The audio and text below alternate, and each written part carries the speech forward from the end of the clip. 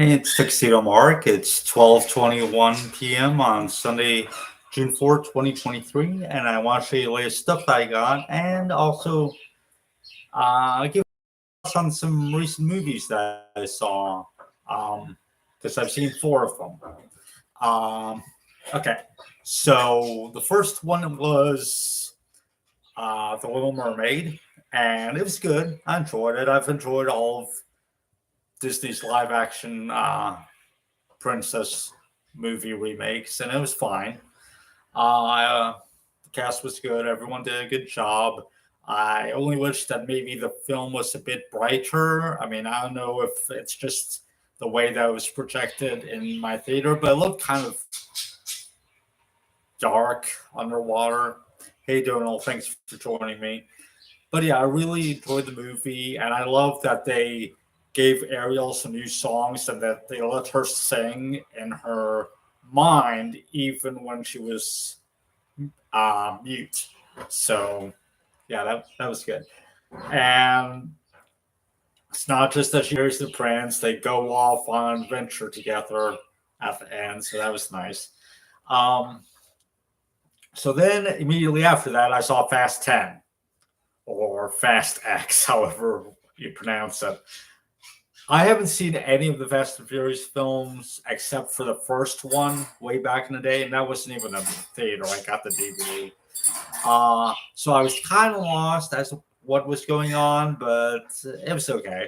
Now it was dumb as I expected. Bunch of car foo, improbable stunts, stuff like that.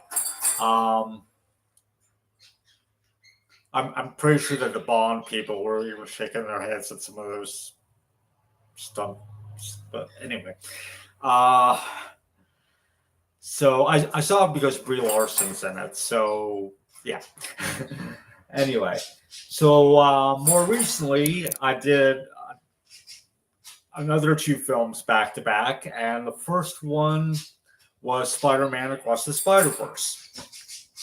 It was great. It was like probably one of the best Spider-Man films that I've ever seen.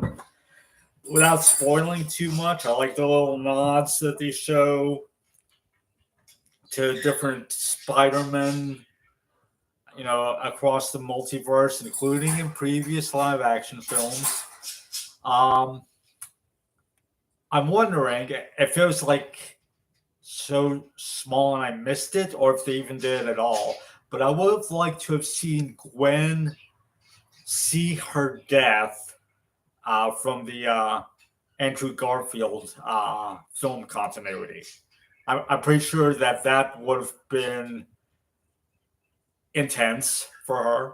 Now she is aware of all of that because she says something like in every other universe,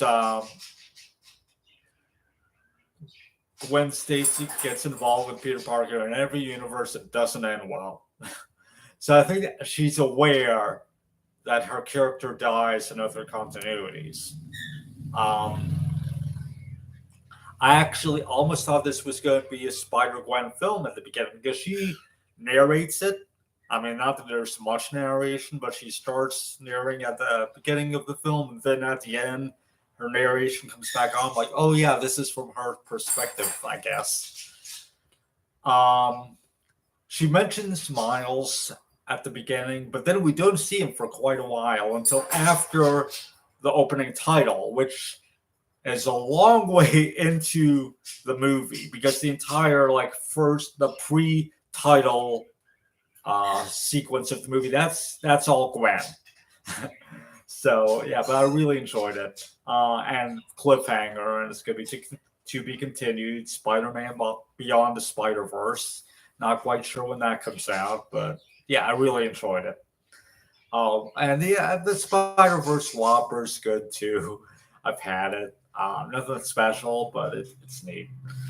Um, so then I went to see The Boogeyman, which is loosely based on the short story by Stephen King, which I have read. It's in his Night Shift collection.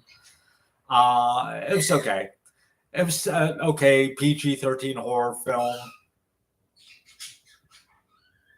no real deaths, surprisingly, that I could tell, except for one guy, like near the beginning of the film. But other than that, no one dies, which I'm happy with. I find deaths in film and TV to be depressing.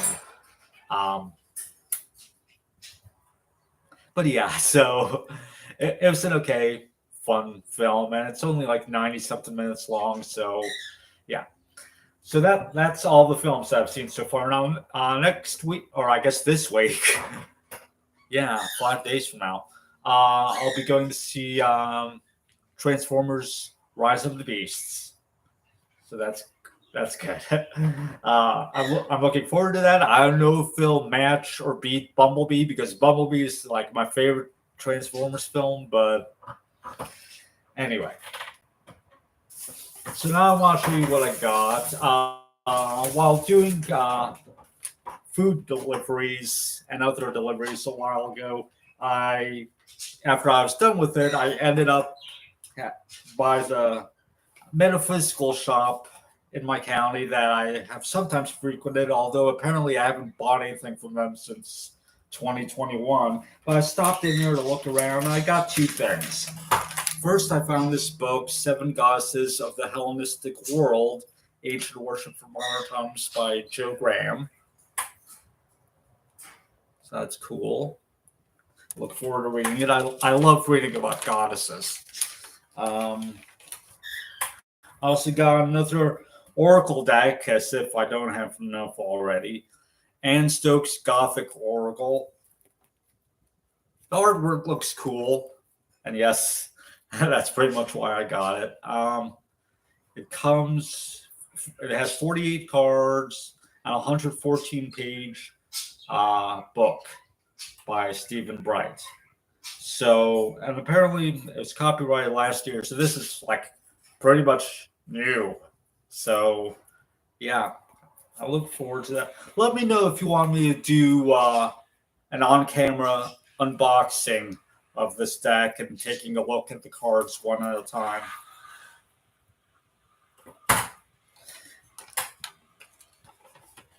I like this little bag that they gave away at the shop. That's neat. Anyway, this I found today. Now, if you may recall, around 7 months ago, I got the first book in this series at Ollie's, and I finally found the sequel today. I've been looking for it, and I found one copy. I just happened to notice it at the last moment as I was about to give up. Buffy the Vampire Slayer: The Cursed Coven. This is the sequel to New School Nightmare. So this is basically, it's like a black and white comic type thing, and like journal entry or diary entries, whatever, sketches. And so it's a mix of like diary entries and black and white comic strips. So that's an interesting approach. Apparently, there are only 2 books in this series. What it is basically an alternate universe. So you can see the thumbnail for the first book. But anyway, alternate universe. Buffy moves to Cleveland instead of Sunnydale. So yeah. Let's see what it says here. It's finally summer vacation, but Buffy Summers isn't getting a break from vampire slaying or from school. While Cleveland teens are going missing and Seraphina is growing closer with her older sister's witchy coven, Buffy is stuck splitting her time between classes during the day and patrolling for demons and dark creatures at night. Buffy feels crushed. Not only is she missing all of the summer fun that she dreamed of, but her friendships are a hot mess. Little does Buffy know things are going to get worse. A new dangerous foe who threatens to ruin her summer and all of Cleveland is on the horizon. Well, okay. So I'm guessing that means Buffy's in summer school? Oh, yeah. Literally. Like, first illustration of the book. This little note at the bottom. and she's trapped in summer school. Help. Okay. What year is this from? First edition, September 2019. Okay. So I look forward to reading this after I read the first one. So that's that. Not much else going on. Yeah, just gonna go see more movies as they come out. Transformers: Rise of the Beasts, and I think there's like a Studio Ghibli Fest at one of the theaters, not in my area really, but fairly close by. So I want to go and see what was it? Kiki's Delivery Service, and maybe Nosk of the Valley of the Wind. I think the first one is this month on a few different days, and the second one is next month. They're showing a lot of Studio Ghibli films, but those are two that I'm most interested in seeing on the big screen. Because I love Kiki's Delivery Service. It's one of my favorite anime films. It's one of my favorite films, period. It's such a relaxing movie. I mean, really, it's like leisurely paced and slice of life. If you haven't seen it, go and see it. Anyway, so that's it. It's 12:33 p.m. and that's it. Thanks for watching.